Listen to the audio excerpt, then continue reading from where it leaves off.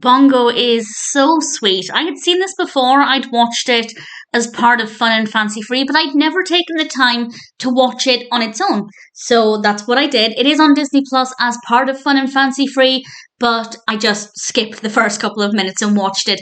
And I have to say, it is as sweet as I remember it being the first time.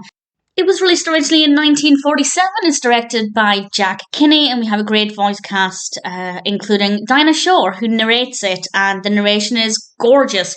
And it's about a little bear, a circus bear, who runs away and explores the wilderness. And over the course of about half an hour, he starts to get to grips with this wilderness. Obviously, he's not used to living free and in the wild. He's used to being stuck at the circus. So he has a lot of things to get used to. And then he meets a female bear.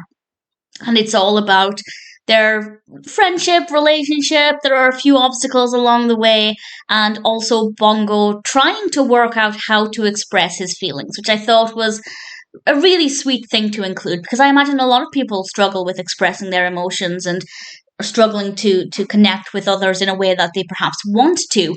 And Bosco's story here is absolutely delightful. And I don't want to say too much more about the specifics of the narrative, but it is such a sweet, pleasant film. It does slow down a little bit here and there. It doesn't have a consistent pace. I feel like it's a film in kind of three halves. That makes no sense. A film in three thirds, where we have the beginning with him running away, and then we have him exploring the forest, and then we have the interaction with the female bear and other animals. And towards the end of the second and third parts, I felt like things were getting a little slow. So we could have removed a little bit from each part, and I think it would have made it just a little bit tighter, a little bit neater, but at no point was I sitting thinking, hurry up and get to the next bit, but I do feel like it wasn't necessarily consistently steady all of the way through. But thankfully, even when the narrative is maybe dipping a little bit, visually it is so stunning. The backdrops, the forest, the plants, absolutely gorgeous to look at. Bongo as a character is so adorable. I love the design of him, and the other animals look brilliant as well.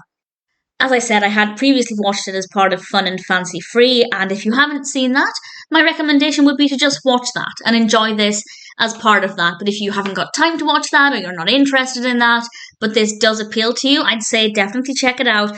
Head to Disney Plus. It's actually the first proper story in Fun and Fancy Free, so you don't need to worry about skipping forward and trying to find it. It's right there at the beginning, and it's a delightful way to start things off. Watching it on its own, it's a sweet story, gorgeous animation, beautiful narration, a little slow here and there, but generally I'd say Bongo is pretty much an absolute delight.